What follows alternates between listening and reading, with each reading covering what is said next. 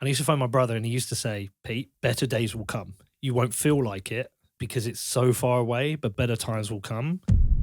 And I hold my money in Bitcoin because any savings I have that for the next 10, 20 years, I'm not going to hold them in the pound. It's melting away. I hold it in Bitcoin. I am perfectly happy with the adoption rate of Bitcoin. If you had overnight adoption of Bitcoin, it would be chaos. Hi, everyone, and welcome to this episode of the podcast in partnership with Najahi Events. Today's guest is a guy called Peter McCormack. What a story, okay? He hosts the most successful Bitcoin podcast in the world at the moment called What Bitcoin Did. Not only has he made a great success out of the Bitcoin investing world, but on top of that, he went and bought his hometown football club, which I think is just such a romantic story. He's been through some pain, he's been through some challenges, and I promise you the ending was so happy, it made my heart warm. You're going to love this episode. Let's tune in for Peter, talking all things Bitcoin, football, passion, and how you overcome life's challenges. Cue the music.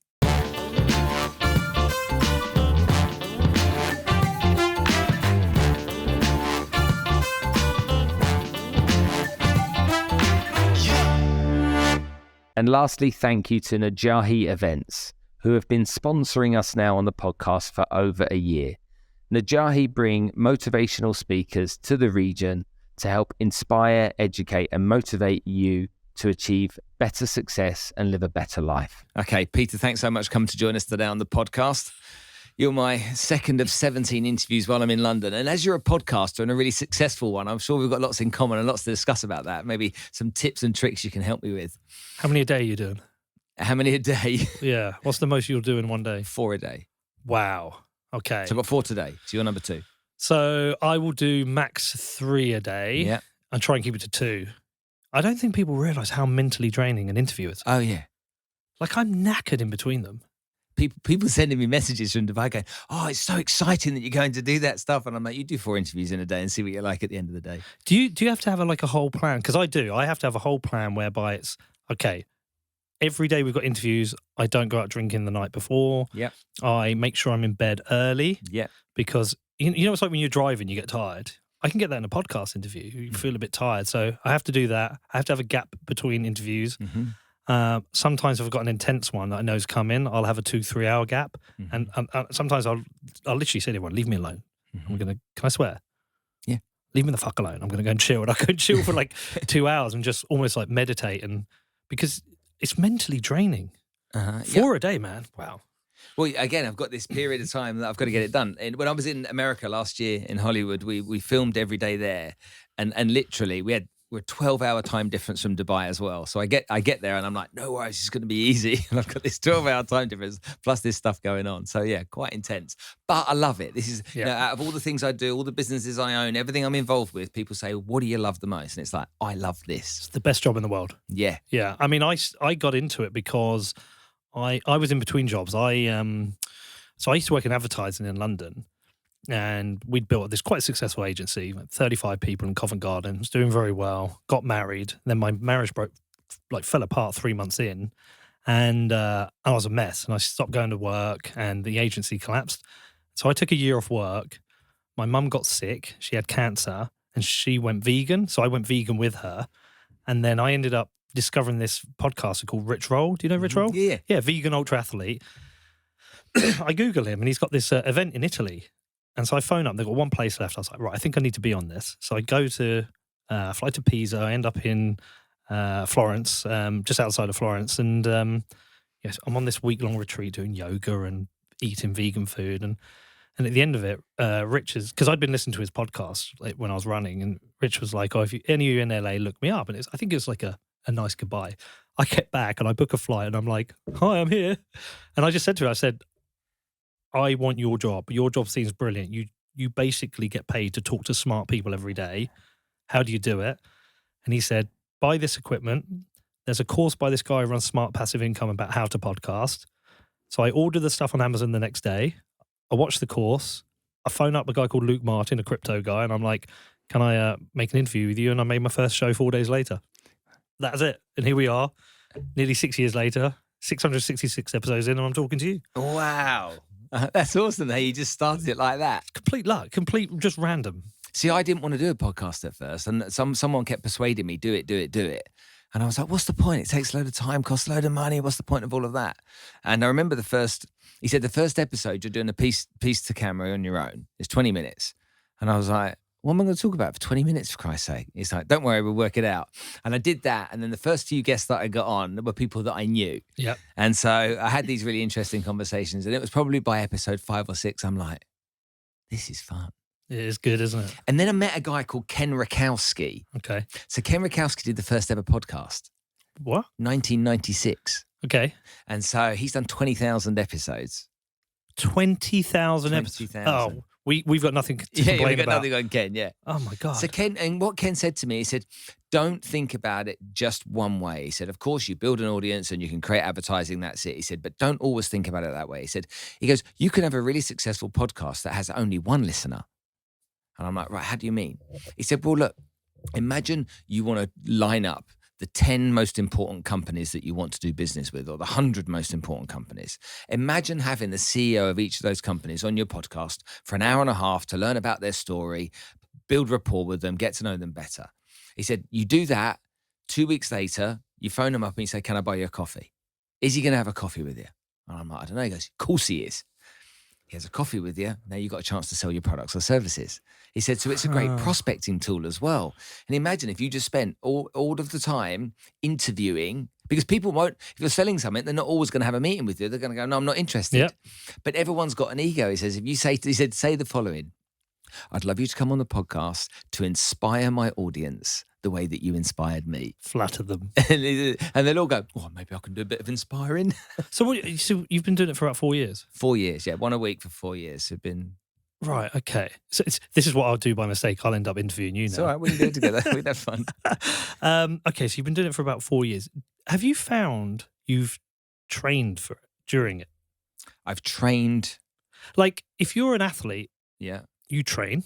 Mm-hmm. If you're an artist, you practice. Do you feel like you've just naturally progressed, or have you made a conscious decision to study the art of podcasting and try and improve? So this is where I think I had some skills to start with. Right, okay. So I come from a financial planning background. And so my job was always to really understand someone's situation. And once I understood it, try and find a solution to it. But like I had to really, and I used to have uncomfortable conversations. Add that to the fact that my mum thinks I've got no social filter. And so I'm not fearful of asking questions that I think are relevant based upon the conversation we're having. So add that natural curiosity to this no social filter and this desire to really want to understand something, and not actually being that academic myself means that I don't have any fear pushing down a certain path just so that I can learn. And that's what I found the audience quite like about what I do. Yeah, because I found myself going through a few phases whereby the first interviews I did, I would turn up with this list of questions and just essentially read them, wait for an answer and read it. And so then I was like, no, this is shit. So then I threw them away and I said, I'm going to try and do it without anything in front of me. Yeah. And try and just kind of ad-lib it. And that was a challenge, but it was good because you learn the art of conversation. Mm-hmm. But occasionally I would have a blank.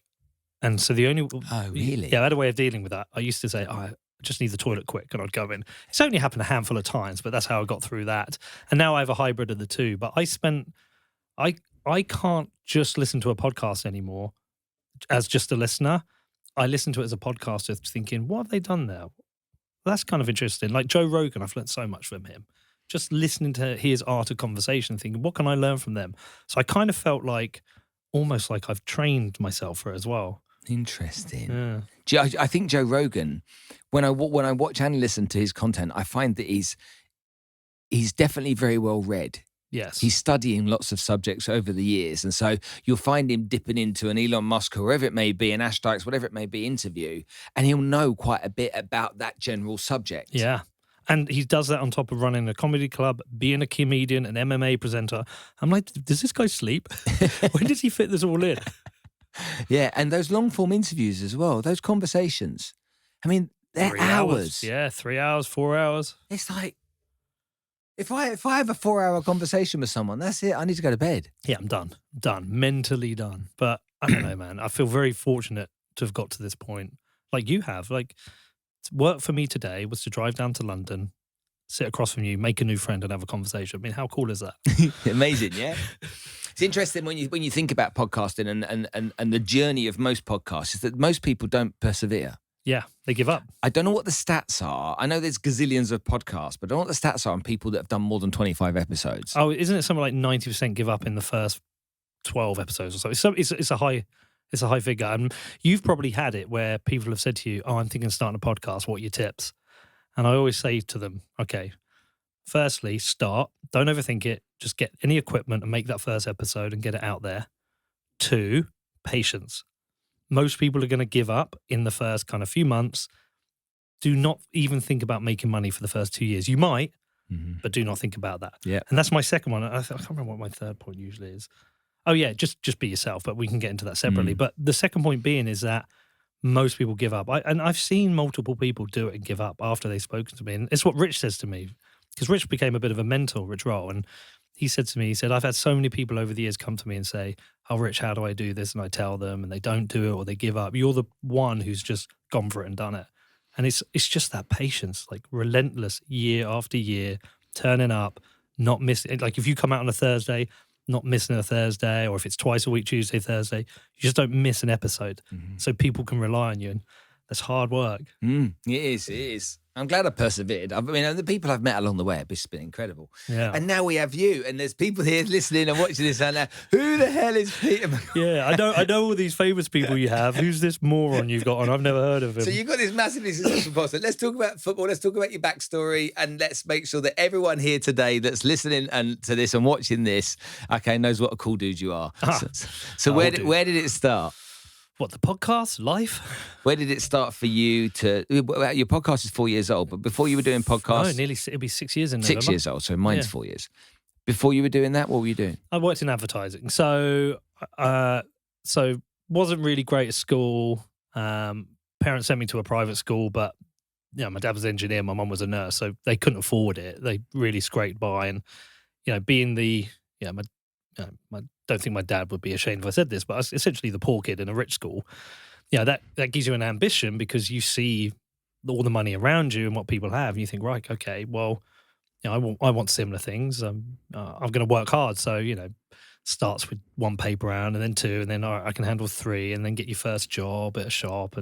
But I really wanted to work in the music industry. I set up a fanzine when I was about 16. So I used to interview bands and print it at my mate Tom's dad's estate agents, and then I'd go to the concerts and sell it, and that was really cool. I got to interview some very cool bands, old bands like Korn and Pantera and Slayer, which was very cool. And then I went to uni to study music industry management because I wanted to work in the music industry, but actually it was a Mickey Mouse course and absolute garbage, and kind of fell out of love with the music industry because of that. But what I did do is I wanted to turn the fanzine into a website, and I couldn't afford to pay someone. So I just bought a book on HTML and learned to program websites. Oh, did you? Yeah. So I got into that. And then what happened was my landlord, when I was at university in High Wycombe, needed a website, and he said, he'll pay me £500. I was like, oh my God, that's what I earn every kind of 2 months in my Wetherspoons job. So I built that. And then I think my second one was a recruitment company. I got paid $2,000. And then this like a weird chain of events happened. I'm at uni in my start of my 3rd year. There's a knock at the door, and it's my brother. And my sister had been knocked down by a police car, and she was in hospital in Cambridge and Addenbrooke's in a coma. And so he drives me down to Cambridge, and for the next 2 months we're there. She comes out and she's relatively fine now, but I missed so much uni I couldn't go back. So I was like, I can defer for a year. So I deferred, and then I was like, well, what am I going to do for the rest of the year? And it was during the dot-com boom. So I applied for a freelancer's job online to go and program HTML. And they were called eCountries.com, got in touch and said, look, we need a programmer. Can you come down to London? I was like, yeah. And they said, but we can only pay you £900 a week. And I'm thinking, all right, I'll suffer that. I was thinking, this is unbelievable. I'm £900 a week. 20 years old. So you're talking 24 years ago as well. So I was flush. And so I did that. And then I carried on contracting. And I just said to my dad, I said, Dad, I don't want to work in the music industry. By the way, I was failing my course pretty much anyway. I was going to end up with a second. And I'm getting paid £1,000 a week to do this. I'm going to carry on. And he wasn't happy, but I did. And then I just set up a web design agency, and that's what I did for the next 20 years. We built websites, social media, and got to that point whereby I was telling you earlier. Then I got married. My marriage collapsed after 3 months, and so I stopped. I had a year of work. Mum got sick. Started looking after her. Was out running. Listened to Rich Roll. Discovered Bitcoin at the same time, and said to Rich, "I want to start a podcast." And he said, "What are you going to make it about?" So I think I'll do it on Bitcoin. That's what I'm into at the moment. Yeah, here we are. So how then did you get into Bitcoin? I was buying drugs online. Yeah, truth is, one of my friends called me up and he's like, "Pete, there's this website." I had a drug problem at one point. I'm 10 years clean, 10 years sober now, but I had quite a heavy cocaine habit at the time. And my mates phoned me up and said, "Pete, there's a website you can buy cocaine on the internet called the Silk Road." I was like, "What?" He's like, "Yeah, you can buy cocaine on the internet, but you need to use this thing called Bitcoin." I was like, "What are you on about?" He's like, "Look, I'll come round." And so he showed me this website. It's on the dark web, Silk Road. And yeah, it was right. And it was brilliant. I mean, it solved all the problems in the drug industry. It solved all the problems that prohibition has caused, which is violence in the industry. If you want to have a rational conversation about drugs and the issue, the problems that drugs are causing, I mean, this website solved it. It separated the people from the purchase. I mean, it's a whole other rabbit hole. But anyway, the point being that I needed Bitcoin to do that, and so that's when I discovered Bitcoin. So you went online, you found a way of buying your fix. Yeah. It was sent to you in the post? Sent you in the post, yeah, vac Really? sealed, yeah. And so what you used to do, you used to not put your name on it because the risk is you're tracked. Yeah. So you put a different name on it. I used to use this name, Andy Turner, and it gets sent to my house. And what I would do is when it would come in, I would then leave it by the front door for a day, just in case the police knock on your door and say, "Oh, you've been getting drugs delivered." I'm like, "Well, it's not me. I don't know what this is." Obviously, no one came and knocked, and then I had my coke. But the problem that caused is it's like I used to be a casual cocaine user, go and get drunk, and maybe phone a dealer and score. And this was cocaine turning up in the post at 11 in the morning. And when my marriage broke up and I wasn't in the best place, I'd be like, "Well, just have a little line now. And it's lunchtime." And then before I know it, I've spent all day doing coke. And I wasn't in a good way for a long while. And I had to go and get clean and sober and sort myself out, which I did. A very strange period of my life. How old were you when that happened?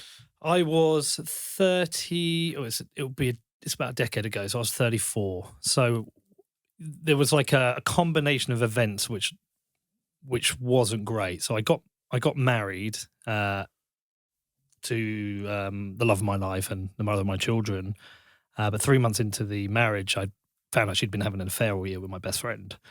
Yeah, so our marriage collapsed immediately because obviously it had no meaning, and she moved out, and I was not in a good place with good money, with a successful advertising agency, and very good, easy access to good cocaine, which is a very bad combination.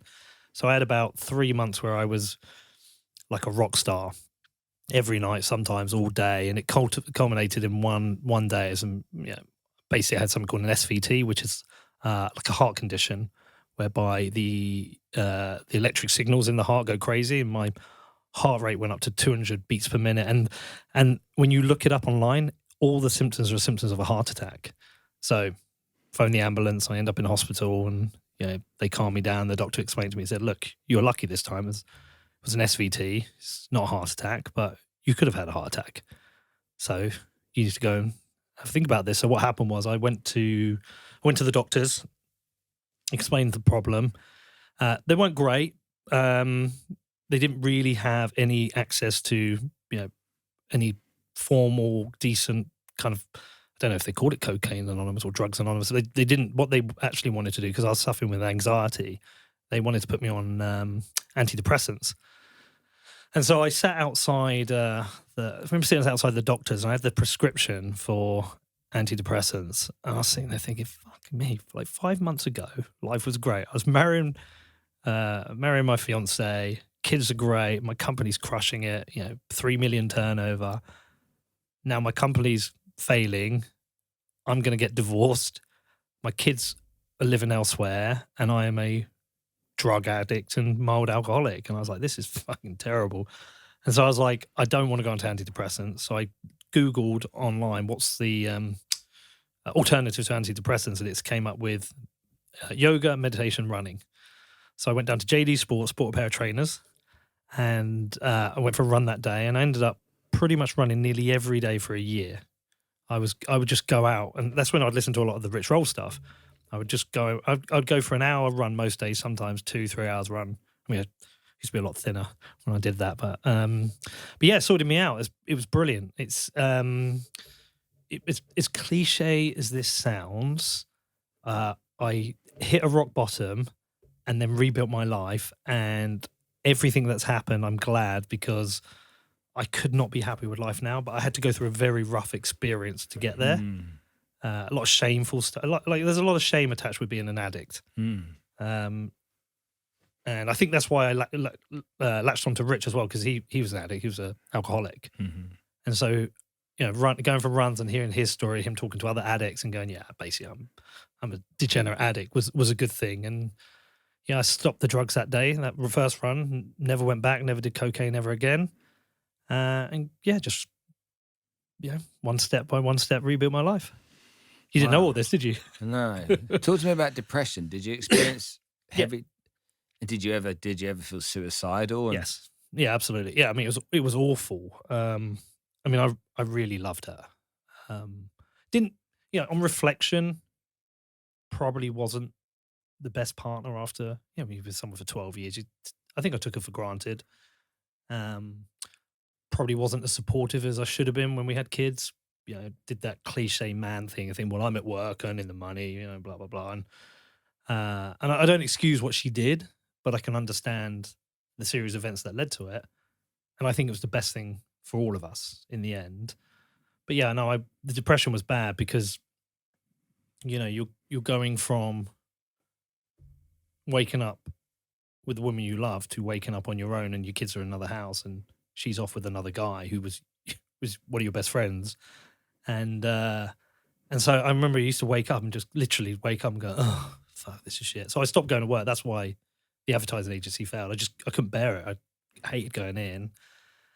And I was having real chronic anxiety, and it would come on like a wave. So I'd be fine for days, even weeks, and then it would just hit you. It's like a knot in the stomach, and they'll be with me all day, and it would be shit, and I would be like, oh.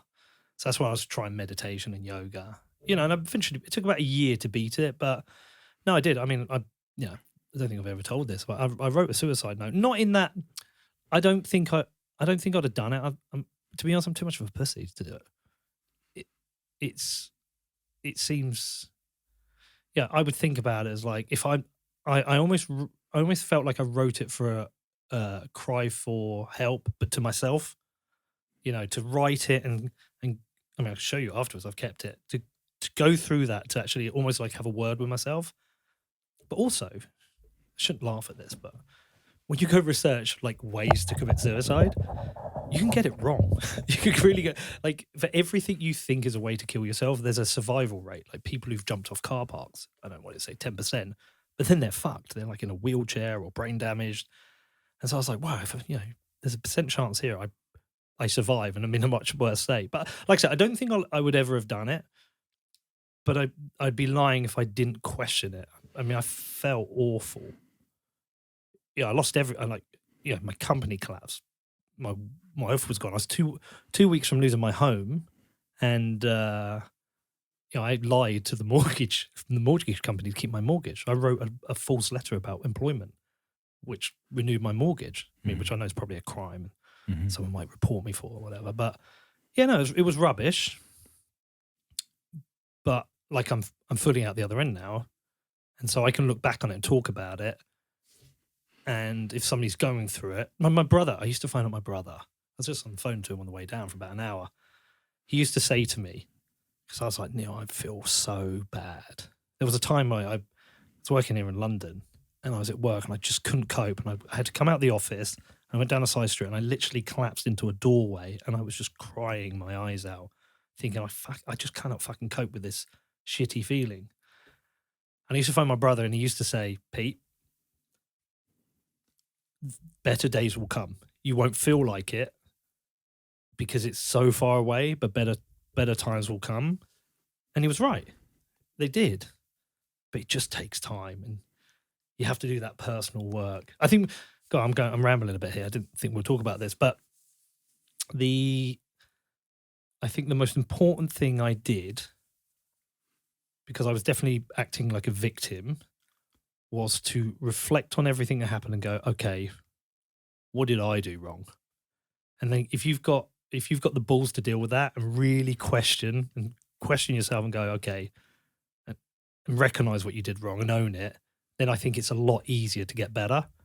But if you don't do that bit of work, you're constantly in a state of victimhood, like, oh, they cheated on me, they did this, oh, it's out of order. Once I did the work and I was like, okay, what did I do wrong? Well, I was selfish and inconsiderate and thought buying stuff would cover for being a bit shit, and probably wasn't nice enough all the time, blah, blah, blah. Once you do that, go, okay, now I know why this might have happened.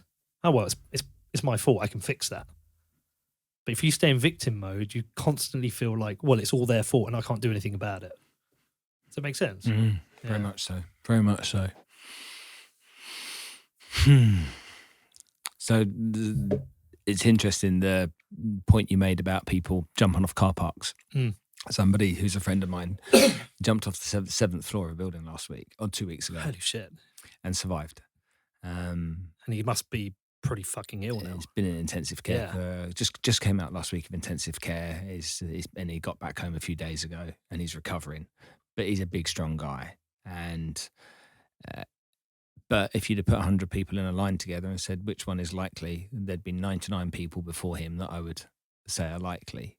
But so I think about, suicide. We've all had journeys ourselves, and you've had a journey. And I mean, look, every time you hear about it, the way that you described it at first, and this is quite interesting. It's very matter of fact.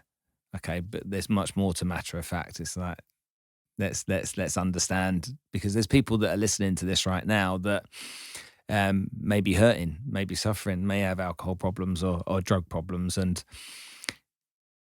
it's like diminishing the kind of like the importance of your story. I don't think it's wise. I think you must have been on one hell of a journey, and the bit that made me feel real pain was when you said she was the love of your life. It's like, mother, for her to be doing that with someone who's a friend of yours in that time, at that moment, you wouldn't have been able to reflect. You wouldn't have been able to see it in different angles or from different perspectives. It's just like, my wife is with my mate. Yeah. And they went off on a holiday. And honestly, it really it was like, no, holiday's the wrong word. They worked together. They went on a work trip where a lot of people went. But I was like, I know what's going to go on. And that was hard to take. And I still love her. And some people was like, what's wrong with you? She did this to you. And I'm like, I get it, but I do still love her. But when that happened, what she did this to you, was what you'd have felt. Now you're 10 years down the road, you've been able to look back and, as you said earlier, I can identify what I didn't do right. How I could have been better. You don't forgive her for it, but there were some aspects of your behaviour that maybe led her to look in different directions. Look, I can see the chain of events that led to it now, which I couldn't see at the time because we're getting married. You think everything's great. But I see like I said, I'm not making an excuse. She could have easily come to me and said, Pete, I am not happy. Like, my eyes are wandering. I need to talk to you about this. And she'd have made a real effort. Then we could have dealt with it. And maybe I still, at that time, I wouldn't have been receptive. I think it's really funny. I think as a bloke, you mature most from 30 to 40. I think they're the years you really kind of mature. Women, I think, do it from 20 to 30. You do it from 30 to 40. I think she should have done that. But at the same time, I look back and we're not suited. I am an entrepreneur who is an addict. And one of my addictions, I always have to have some addiction, whether it's coffee, cocaine, running, or business. Can't just stop. It's just in me, and I'm okay with that. I don't see it as a flaw. And so I work a lot, and I'm ambitious and driven, and that's cool. I'm okay with that, and that means I have less time for personal relationships, and that's the priorities I make. And so the bloke she's with, what he did, he was a good friend of mine. Let's let's not beat around the bush. He's absolute. I know you said I could swear. I'm not going to say the C word, but he is for doing that. But I can also recognise he's probably better for her. They're still together? Yeah, still together. Oh, yeah. wow. Yeah, so he's probably better for her in that they're probably more suited. They want similar things. He's probably gives her more time. Yeah, he's probably better for her. Again, no excuse. What he did was awful. He's my friend. You don't do that to a friend. But still.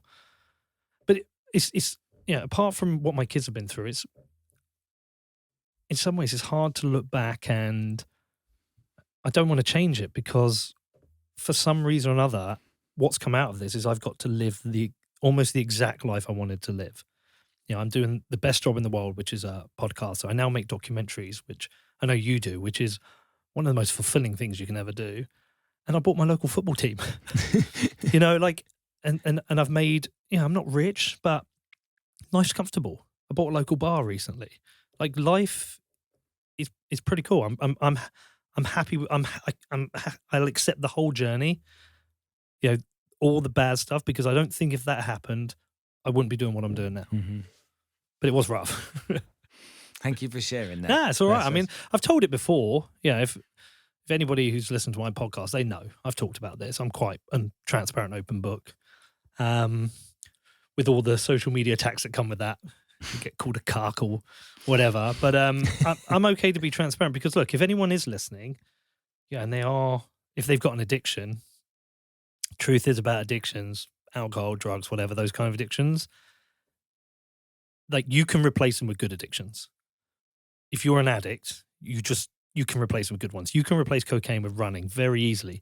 You've just got to want to do it, and you've got to get through that first few weeks. You've got to accept it and go and do that. And then if anyone is feeling really low and shit, I've been there, like those horrible depressed feelings, that anxiety, panic attacks. God, I had about a year of panic attacks. Again, you can deal with that, but you just have to make good decisions. If you're suffering depression and you've got alcohol or drug problem, they're absolutely aligned. You might have a chemical imbalance. Fine. You can deal with that.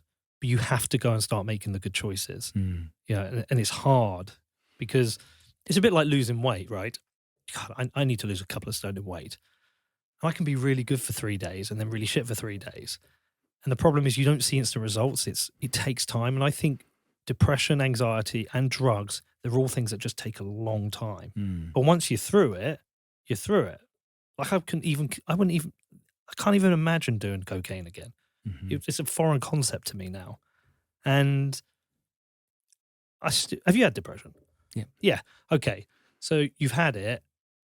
Once you're through it, you can recognize the signals when it's coming back. Mm-hmm. And I know it when it's coming back, and I can deal with it. Mm-hmm. I can get on with it and deal with it. And so anyone who is listening, you've got to go and build a toolkit.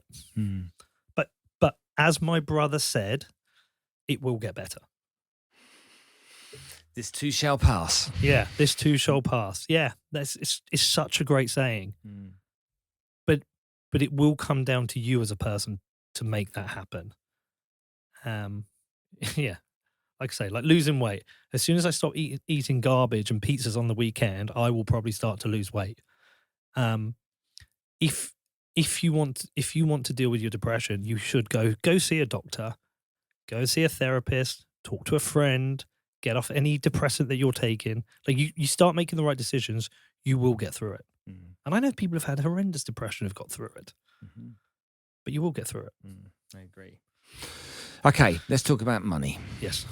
Bitcoin. Mm-hmm. There are obviously many cryptocurrencies that exist out there. Shitcoins. We saw recently a couple of weeks back the crazy Pepe thing that happened. Yep. And I've been in the wealth management industry for 30 years, and so there's no such thing as get rich quick. It's always get rich slowly.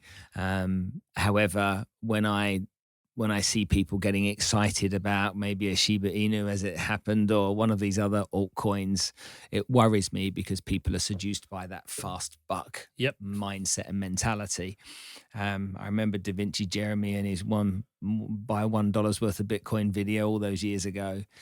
Like most things, people didn't understand what it was. And today you've got a world where crypto.com were telling me recently there are 80 million accounts that are open, and whether you had Coinbase on top of that and all the other boys out there, Binance and stuff. how many people have got, as a percentage of the population of the world, how many people have actually got one of these crypto trading accounts. Well, certainly the numbers are growing. How many of those are funded is another matter, but the numbers growing. Do you think, with your own experience, that people now are at a point where they accept that Bitcoin is going to be just as important as USD and GBP in the next 5 or 10 years of their lives? Or do you think still there's a lot of people walking around going, well, what is it again? Or do you think most people just haven't got a clue what it actually means?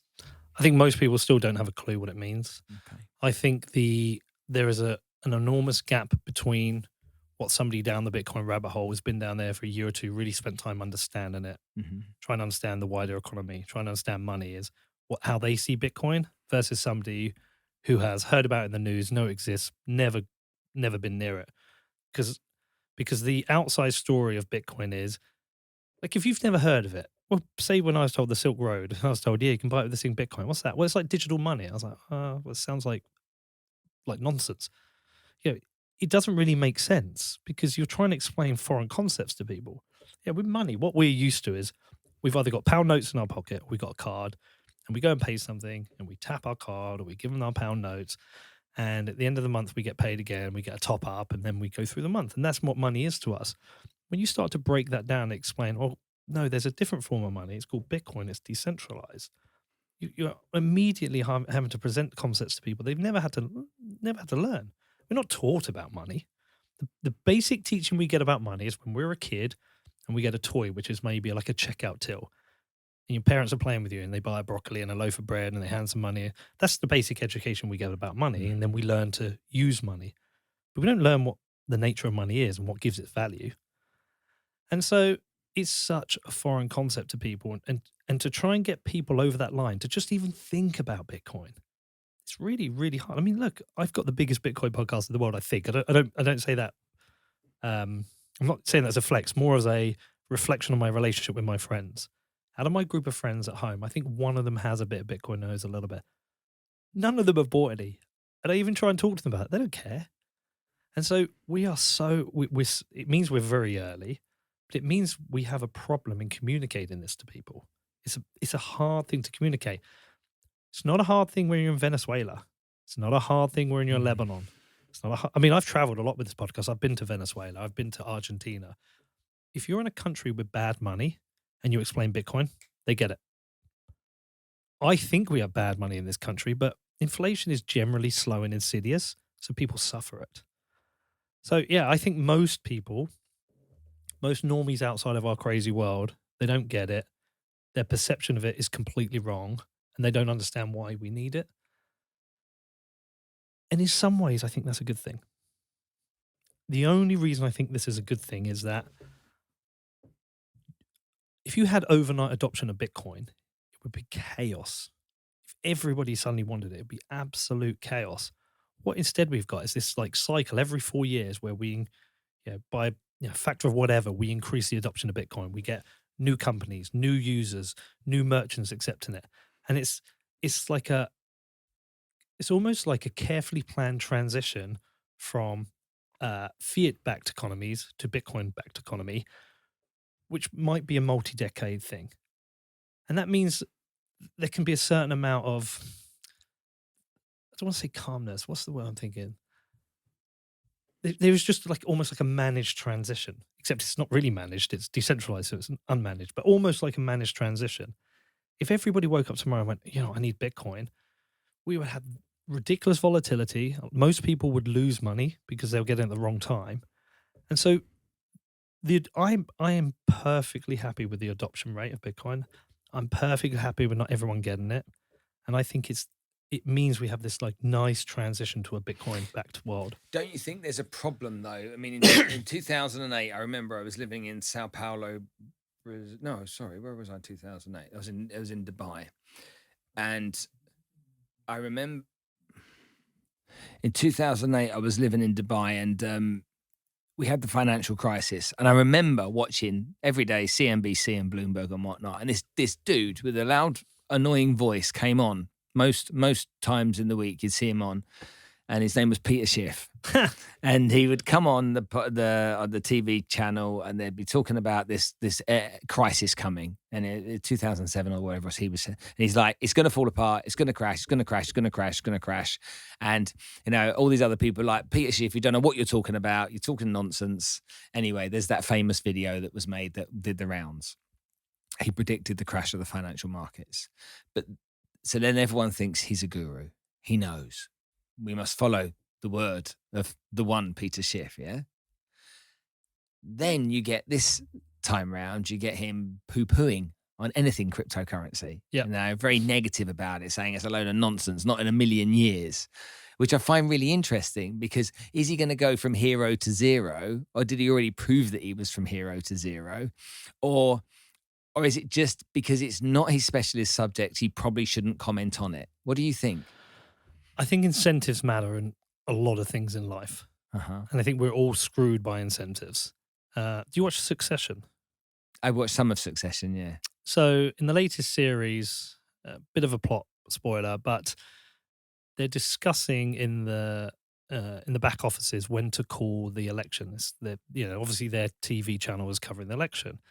And they're like, we need to be first. And they said, but we might be wrong.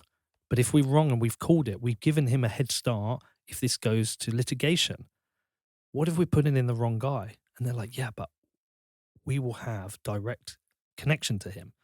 And so essentially speaking, what they're discussing is they can call the election and they might actually influence the end result, but there's an incentive for them to do it as a network to have this lead relationship with the president, right? I mean, when you think about it, it's crazy, that kind of world we live in, that kind of power can be had over democracy because of the incentives of 3 board members of a TV channel in a room. And yes, it's drama, but it's incentives. And so when I think of Peter Schiff, I think he is one of the best macro analysts out there. But he has spent his whole career telling people gold is the solution. I don't know what gold companies he has, what gold holdings he has. And so I think him transitioning to Bitcoin's hard. I also think he struggled at the start, like everybody else. Like, trying to understand Bitcoin is hard. It usually takes 2 or 3 touch points. If I'd have bought Bitcoin when I first held about it, I'd be a billionaire. Like most other people, I was like, it's nonsense. And then my second touch point, later on, I was like, okay, I kind of get it. I'll buy a little bit. And my third touch point is like, I think he missed so big that first time because everyone was telling him about Bitcoin. I don't think he can bring himself to say he was wrong as well. And so all I look at with Peter Schiff, I just look at him and say, look, there are incentives and ego and all these things at play, but I can ignore that. I think his analysis of the wider macroeconomy, how central banks work, I think he's 100% right. And I just ignore him on Bitcoin. Okay, it's interesting. His son's a Bitcoiner. Is he? Spencer, yeah. And they go at each other online. It's hilarious. So I listened to you with Peter a little while ago. Yeah. You were late into a studio. I can't remember what the conference. Was that in Pomp Studio? Yeah. And I love the banter that goes between the kind of like the believers and the non-believers. And I find it kind of interesting when you got Warren Buffett and people like that going, it's a load of old rubbish, I wouldn't do that.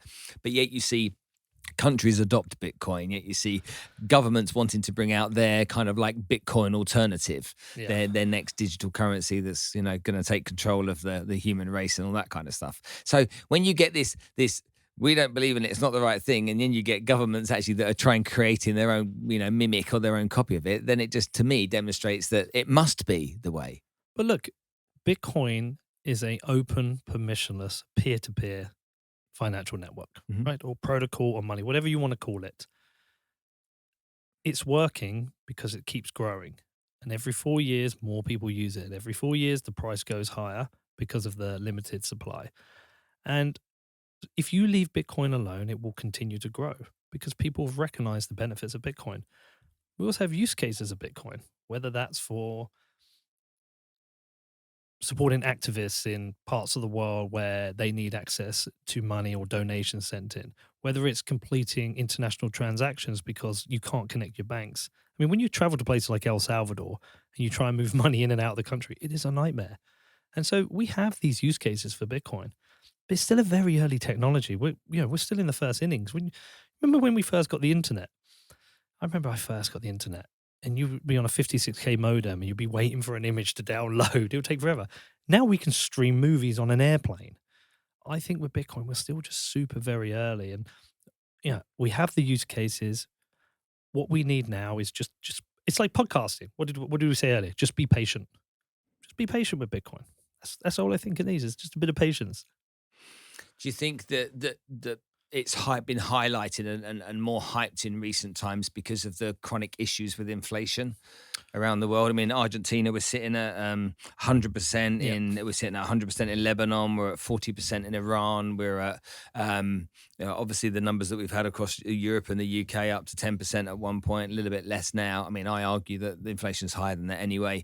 In Dubai, inflation's officially 4 or 5%, but that's nuts because a basket of groceries is definitely doubled in price, if not more. Yeah. Do you think that whole kind of inflation story has made us think more about real money and made us think about the alternatives to that and take action with that? Almost certainly. Sadly, local Bitcoins closed down recently, which was the first place I ever bought Bitcoin. But I don't know if they still got the data there. But you have this really interesting data whereby you could see the different purchasing of Bitcoin in different countries. And whenever you'd see a currency crisis or a massive rise in inflation, like I say, whether it was Lebanon or Turkey or Argentina, you would see Bitcoin transactions would go up in that country. People wanted to buy Bitcoin. Like I say, when you've got I say relatively good, here in the UK, good money, or the US, you don't really need to find an alternative. When I was in Venezuela, people used 5 currencies. They had the bolivar, the local the local currency, which went through hyperinflation. They had access to the Colombian peso. They had access to US dollars, and they had Bitcoin. And what was the other one? There was that weird government crypto they did. I can't remember what it's called now. But anyway, they had all these different currencies.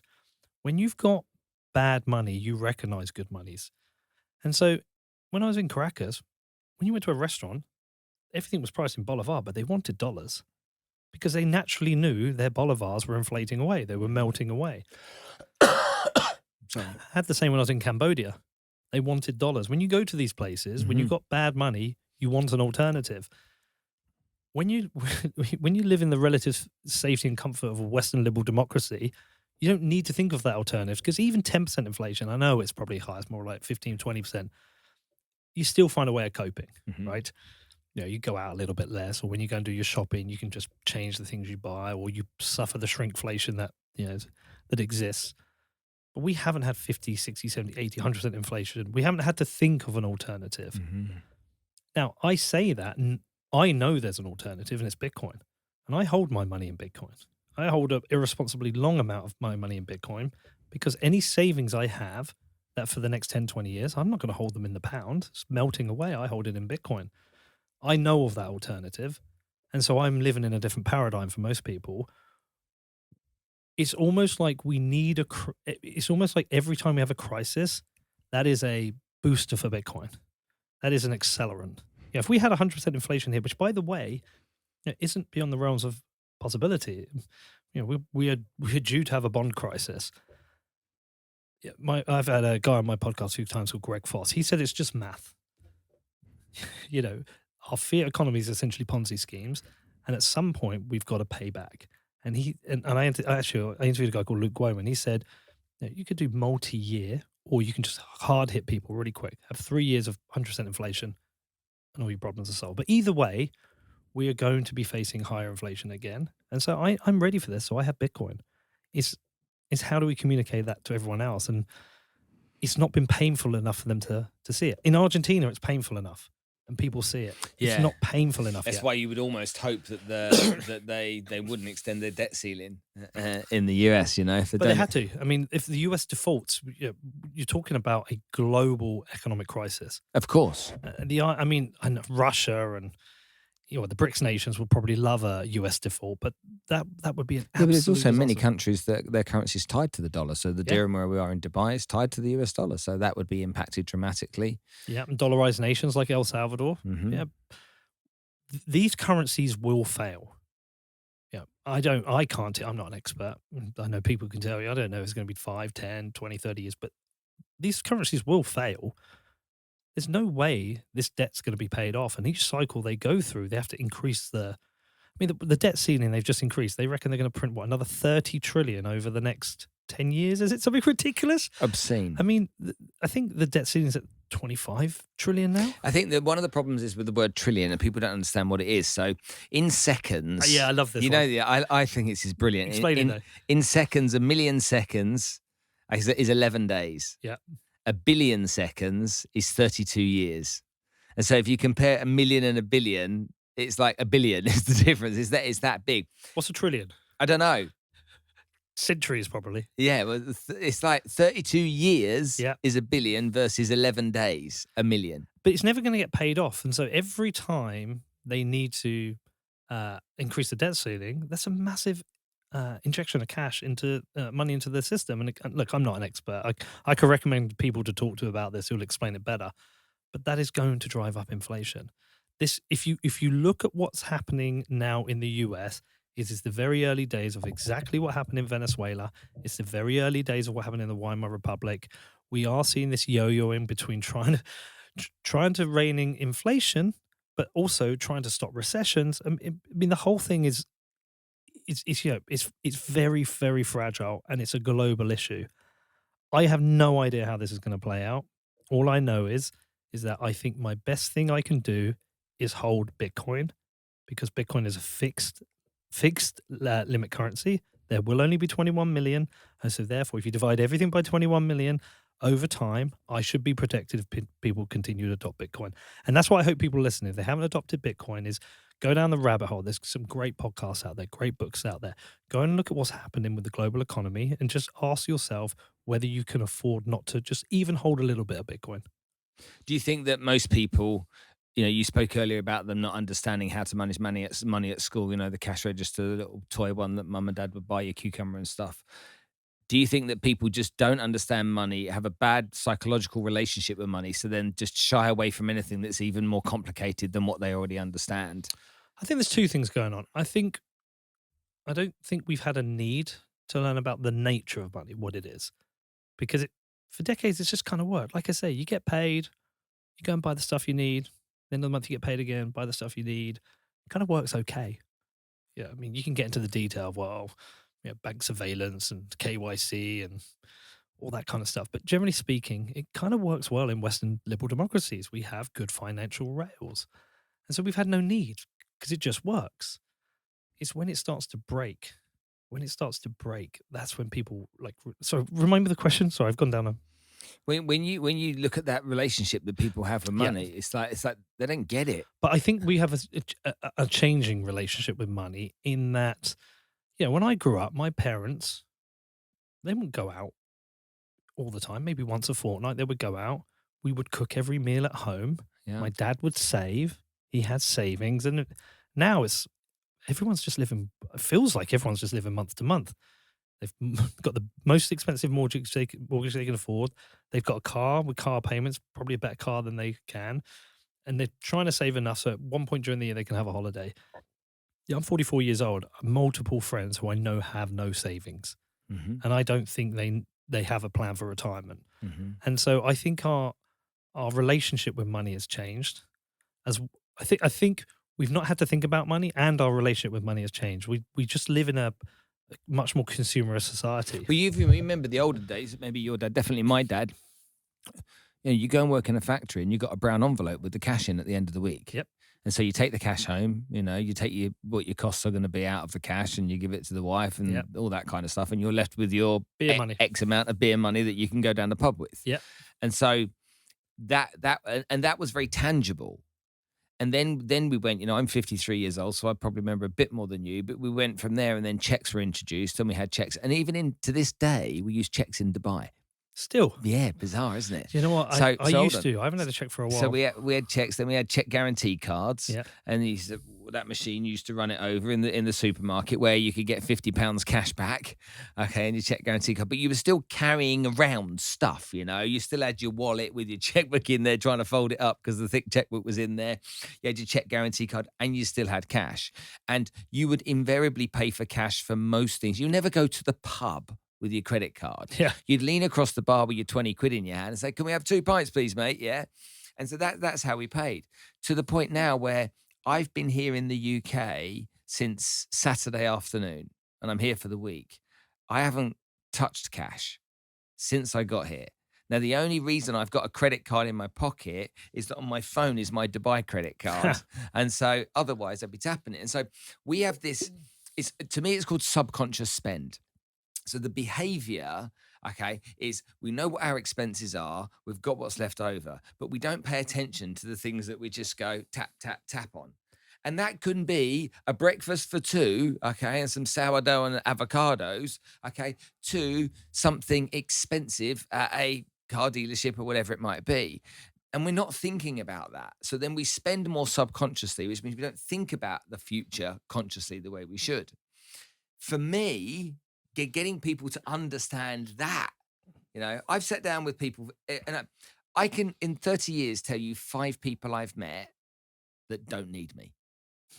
Okay, 5 people I've met that are so well put together that you just like hat taken off, The rest, and I mean wealthy, successful people as well, sitting there, and I'm like, why are you doing that? And like, well, I just thought, I'm like, why would you do that? That's nuts. Most people don't understand how to manage their own money. They go for the pay rise. And so for me, it's like, if Bitcoin is the solution for money, if Bitcoin really is what we should do instead of dollars and pounds and all that kind of stuff, if it is, then we've got to teach people in a way that they can understand. And the best way to understand it is storytelling in the mainstream. That's what I believe it has to be. It has to be on Sky News, storytelling where it has to be on the front page of the Mirror in a storytelling way. The red tops, the common news channels. But they're not going to.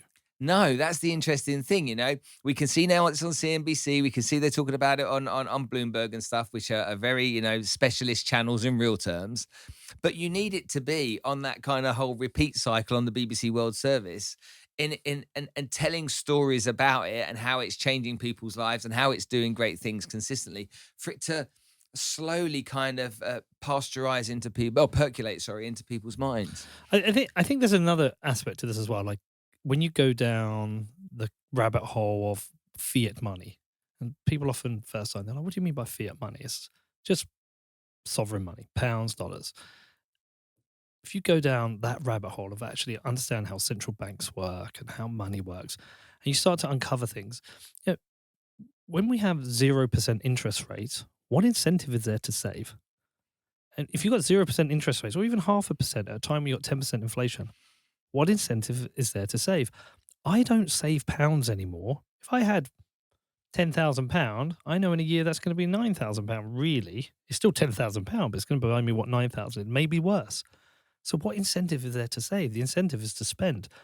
But with Bitcoin, there is an incentive to save because I know every Bitcoin I bought 4 or 5 years ago is now worth more. It has the purchasing power goes up. And so that's a story you can tell people that, look, Bitcoin is a savings technology. It's a way to save and protect your money for the future.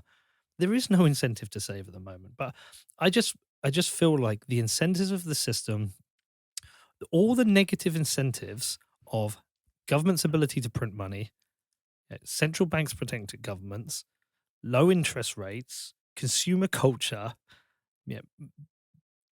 it's just led us to where we are now, where we are in a very precarious position as a global economy, not just the UK economy, but a very precarious position. And I don't think people realize what could be around the corner. I don't want to be a doomer, but what happened in 2008 will seem like a holiday compared to what's coming when all this negative debt comes. But how's it all going to be paid off? That's the biggest question. What is it? 400 trillion of global debt? Yeah, there's no way it can be paid off based around the situation. And again, you take Zimbabwe. Yeah, Zimbabwe is a great example of the global economy, what it could be. Zimbabwe, you've got this crazy leader that says it's going to be a certain way. Robert Mugabe's taken everyone's land off them. The country is going to ratchet when, as Rhodesia, arguably, it was a very prosperous nation. And you see now, and I have people that I know and I work with in Zim, and they're like, I'm like, what do you do? They say, I get some of my salary in Zim dollar. And I'm like, what do you do with that? They said, the moment it hits my account, there's already buy orders in place to buy the stuff I need to buy with local currency. Yep. I spend it the second I get it. Then the rest of my money is paid in US dollars. I'm like, okay, fine. What do you buy stuff in? I always buy in US dollars. Okay. that currency has gone literally to ratchet. You've got gazillions and gazillions. I mean, I've got 2 billion Zim dollar notes and all that kind of stuff. I look at that and I'm like, that can be repeated very easily. And if that's repeated it very easily, where does that leave us? Well, the problem is no government is willing to go through the pain. It's funny. There's an analogy here with drug addiction. We talked about drugs earlier, or any form of addiction. Think about a heroin addict. They really want to stop. They may really want to stop, but they know if they stop, they're going to have to go through pain, sickness, withdrawals. It's going to be horrible. It's going to be horrendous. And I don't know what it's like, but I've seen Train Spotting. I reckon they did a pretty good job of explaining it's going to be horrendous. And so they keep putting it off. They keep putting it off. But by putting it off, it's going to get worse and worse and worse, or eventually they might actually die. And this is the problem with fiat money is we really need to go back to what Ray Dalio talks about, which is these natural market cycles, boom and bust. And we have to accept that, for us to have an economic boom, we have to have an economic bust. And during those, when there's an economic bust, we have to have companies fold and recession and people lose their job. It's difficult, but that is part of a natural market cycle. The problem is no government wants to have the economic bust anymore. So what do? They print their way out of it because it's how politically unpopular was it when the Conservatives said, look, we need a bit of austerity here. We need to rein it in. It was hugely unpopular. And so nearly as popular as Philip Schofield in the news. Oh, God. I think we'll save that one.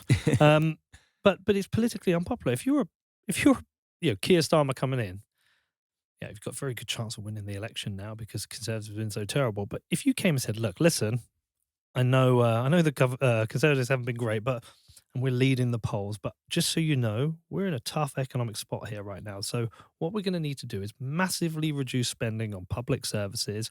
We're going to have to massively rein in pensions. We're going to have to raise tax.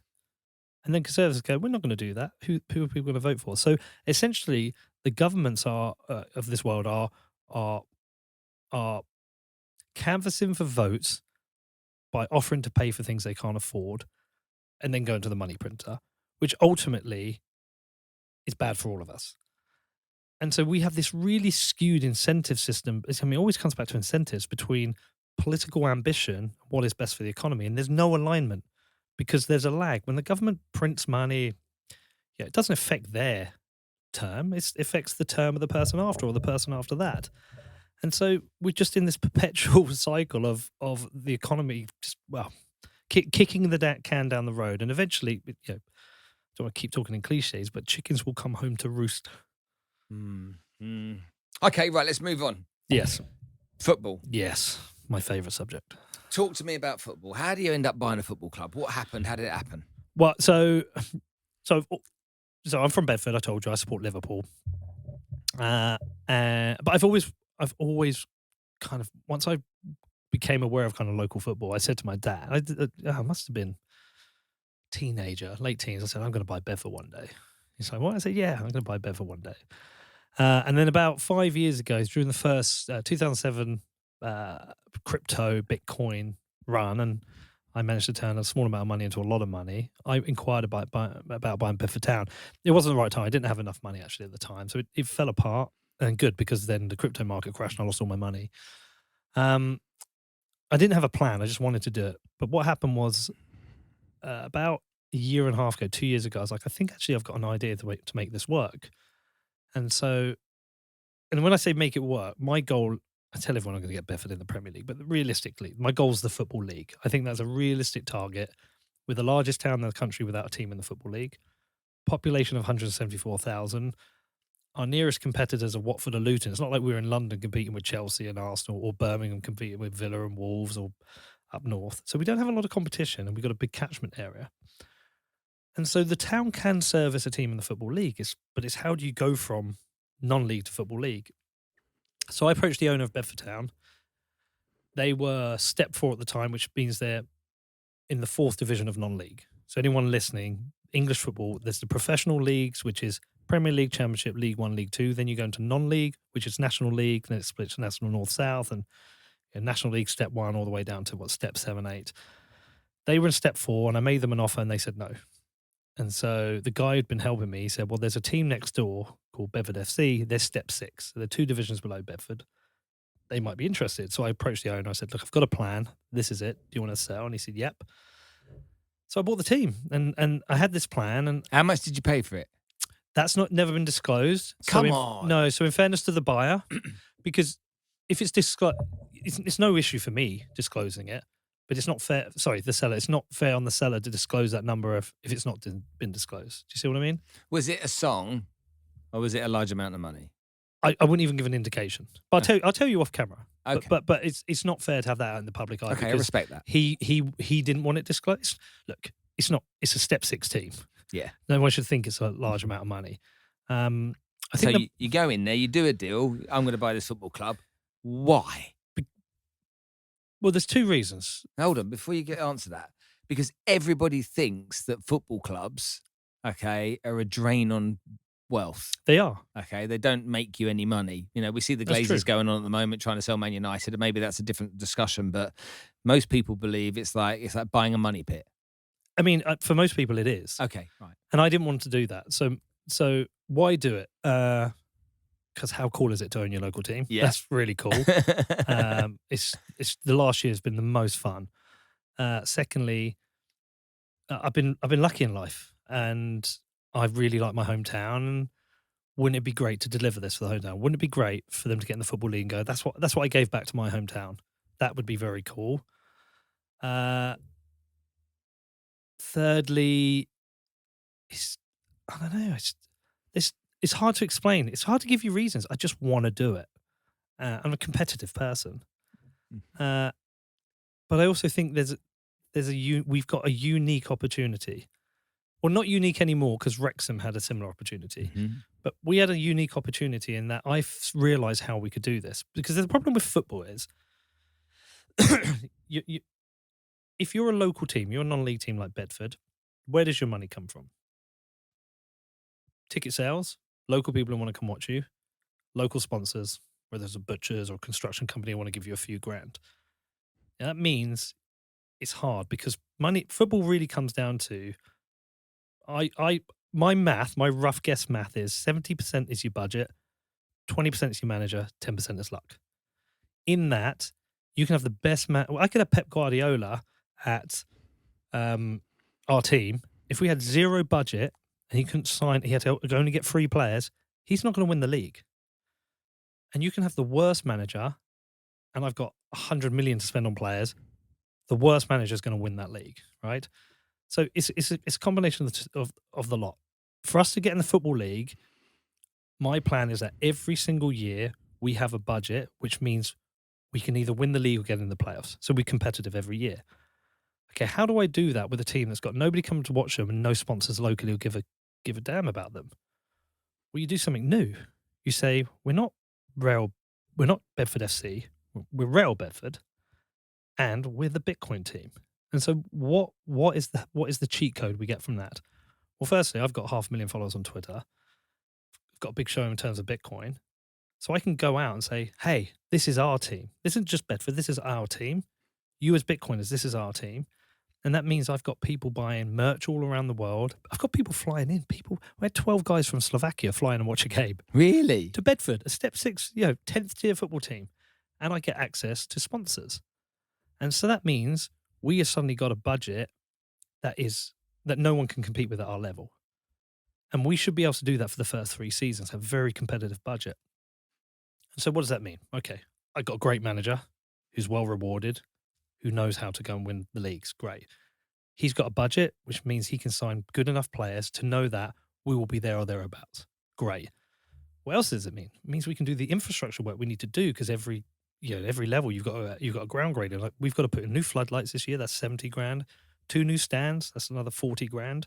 There's lots of work we have to do. It's expensive stuff to do. You cannot afford to do that with 200 people coming to watch a game, paying £8 to get in. And so people call it a money pit because usually it's got to be some rich local guy who has to spend that 100, 200 grand a year doing it. We don't. We have got an internationally followed team in the 10th tier of English football. And by doing that, we have sponsors and merch sales. We sold 2,000 shirts last year. Wow. 2,000 shirts. We got our attendances up from 40 a game to an average of 180. We had 327 at one game. And it also means we can do other things. We have a hardship fund for youth football because there's a lot of people, their parents just cannot afford for their kids to play football. They can't afford a pair of football boots. They can't afford the subs. We now have a hardship fund. If your kid wants to play football, you can't afford it, you can come to that. And we will buy your kids boots and we will buy your kids, we'll pay their fees. So, that was fully used last year. It's just been doubled. One of our sponsors, RS Energy, has just doubled it. Wow. And so it means we can do all these exciting things. But it's just a business model. It's a business model of a local football team versus a local football team around an idea where people around the world can believe it's their team. Mm. And so I think our plan's going to work. But it's going to work because the finances are there to do it. When did you start the journey? So I took over the team January 21. This year? No, January 2021. This year? No, we're in 23. January 2021. 2021, yeah. Sorry. Okay. Yeah. So I had January the 21st. I'm like, really? I know, sorry. Yeah, I see what you mean now. So we had 5-6 months of the end of the season. It was too late to get promoted, and they were still Bedford FC. Then we changed the manager, rebranded, did everything. And so we had our first proper season, which was the 22-23 season. We won the league by, I think, 7 points or 9 points, and we won one of the local cups. So we essentially did a double, and we got promoted. And everything that we said we were going to, we did, and the whole plan worked. And the plan worked because we worked hard, we had the budget, and we got a very good manager. I think we'll do this. I think we'll do the same this year. I think we'll get promoted again this year. How's it going so far? Oh, we don't kick off till August. Season starts in August. Oh, sorry. So you're talking about the year coming. Yeah. Okay, fine. So season starts off in August. How many teams in the league? 20. Okay. So it's a busy year. Yeah, I mean we'll have 38 home and away games in the league. We'll be in the FA Cup, the FA Vars, the County Cup, and so we'll be in 4 cups as well. Do you go to every game? No, because I'm away. I go to every game when I'm home. So when I'm about, I go to every game and nearly every game of our ladies team, which I can talk about as well. But I have to travel to do the podcast and work, and so I miss some. But we stream our games online, so we pay the cost to stream it, and so I'm watching the stream sometimes. But what I'll do with that is I'll have a meetup. But there's one time in LA, I organised a meetup for a game. It was a 7 a.m. kickoff. I got this pub to agree to stream it. 60 people turned up. Yeah, 60 people. More people turned up in LA to watch a stream than would come to watch our games in person when I first took over the team. And so what we've managed to do is we've managed to kind of like captivate the Bitcoin community. Not all of it. Some of them are like, what was this bullshit be? But a large percentage have gone, this is actually cool. This is a cool idea. And they back it. Yeah. And I think at the best, we had 1,000 people watching a live stream of Bedford. yeah. Of Bedford. And so somehow I've put my little town on the map with it was funny. I went to the Bitcoin conference and you see people wandering around. We've got T-shirts that literally just say Bedford on. And I'll see somebody, I'll go and talk to them. I'm like, hey, how you doing? He's like, yeah, what's your name? They'll be like, oh yeah, I'm John from Texas. So John from Texas is walking around advertising Bedford. It's so surreal, but it's an amazing thing. They've bought into the idea, and I really think we do. I think we can get in the Football League. That's amazing. Yeah. So who's your team? So I suppose growing up, I supported Man United, so that's the team. But my dad was a West Ham fan. All right, okay. And so West Ham was the other team that we support when it was obviously not in the Grand Stadium it is now, but down at Upton Park. They're in the Europa final this Wednesday. They are, yeah. I'm actually in Prague. Are you? Coincidentally, yeah. You going to see it? Well, I want to, but the tickets online, I've been looking like 1,200 quid. I'm like, oh, come on. 1,200 quid? Yeah, I'm going to see if I can get one for a couple hundred quid outside the stadium, I'll go. Yeah, it's worth going. But to see football evolve over the course of the last few years and see Man City come through and dominate the way they are and see Chelsea do so badly and see the swings. Let me tell you the business case for this. So I think we've been very fortunate with what's happened with Ryan Reynolds and Wrexham. And there's another thing, Ted Lasso. Mm-hmm. Ted Lasso has done more for people understanding football in America than almost anything. Really? Yeah, it gave it a face and a personality, and so a lot of people, Americans I talk to now about it, they're like, "Oh, you're like Ted Lasso." I'm like, "Well, no, he's a manager and I'm a chairman. I'm like the lady." But anyway, but if you want to buy a Premier League team, you have to be a billionaire. Chelsea was at 4 billion. I mean, if you wanted to buy Brentford, I bet it would be hundreds of millions now. But there's a lot of people want to get involved in football, and so what Ryan Reynolds and Rob McAvenny did, they highlighted non-league football. They highlighted two things: one, that's fun; two, that's competitive; and three, that anyone can get involved. So I'm predicting now we're going to get a wave. I think I heard about The Rock is interested in Southend. I think we're going to see a wave of this stuff, and us as Real Bedford will get to ride that wave as well. Whereby I think there'll be a lot more focus now on non-league football, and it's brilliant. And we get a lot of criticism. The people are like, "Oh, you're just about the money. You don't understand long league football." And I just turn around to them. Firstly, if they're from Bedford, I say, well, I had 150 people come in for an event I put on the last game of the season and came to the game. They stayed at Bedford hotels. They went to Bedford pubs. They went to restaurants, and they spent money in the local town. So this is good for our local town. If you're worried about us playing players more, well, it means we're playing exciting, winning football. So people are flying in and want to see that. Also, those players who are getting paid are spending money in the town. So everything we're doing has an economic benefit for Bedford. And even if you're not in Bedford, you don't like what we're doing. Well, we just supplied new kits for 300 boys who played for Bedford Park Rangers last year. This year, we're about to supply kits for 250 girls. We have a hardship fund. We're providing money for people to go into coaching. So we're doing lots of stuff for the local community. So, yeah, find an issue with what we're doing.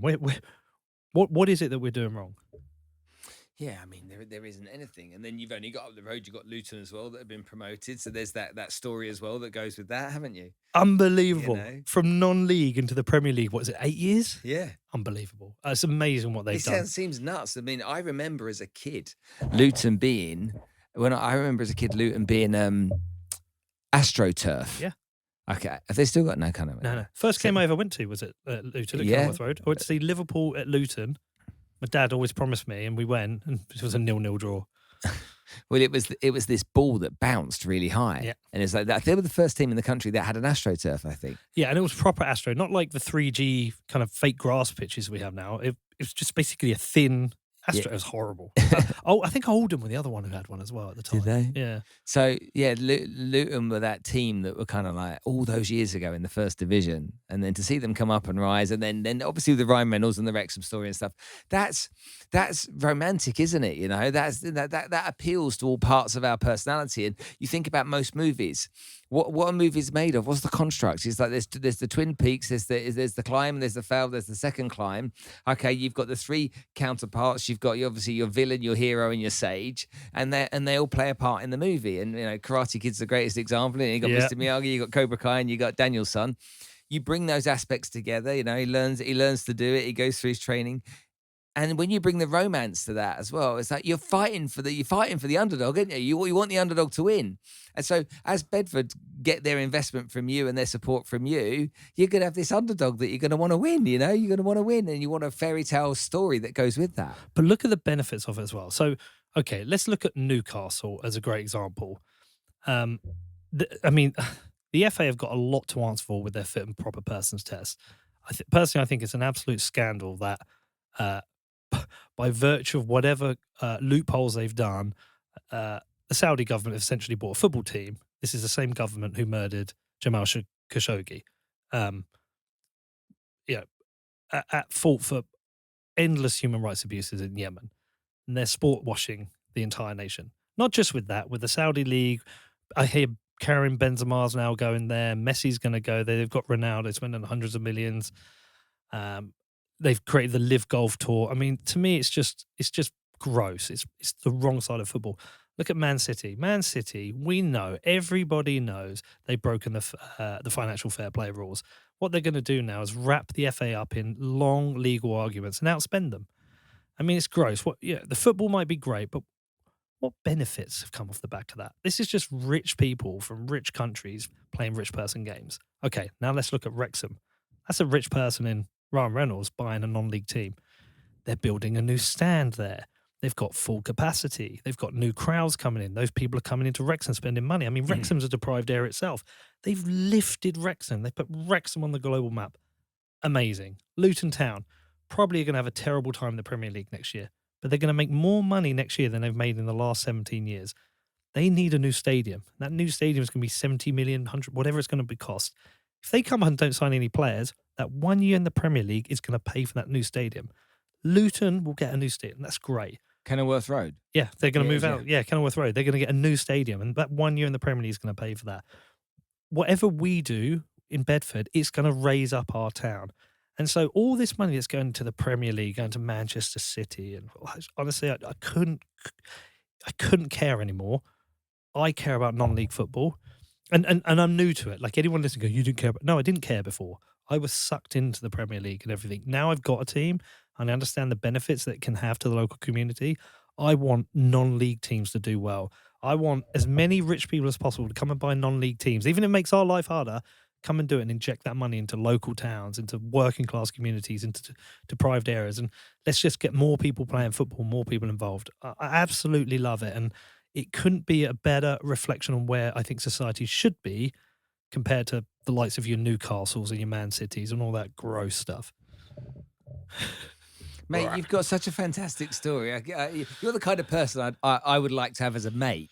You know, there's goodness in you. You've been through some pain. You've been through some struggle. You've got empathy. Well, we are mates, aren't we? Yeah. Well, I'd like to think so. I mean, if I come out to Dubai... You're very welcome to come out to Dubai. Yeah. Come out to Dubai. Have you been there before? No, I've flown through it. I went to Mauritius once and I flew through it. You've not been. You haven't been to Dubai? No, my problem is I like going to weird places like India or Venezuela or Cambodia. I like to go to completely wild and different places. Dubai for me is, if I went to Dubai, it's because I want pure luxury and waited on hand of it. That's why I would go to Dubai. The crypto world is going to centre there, though, isn't it? With the VARA licenses and yeah.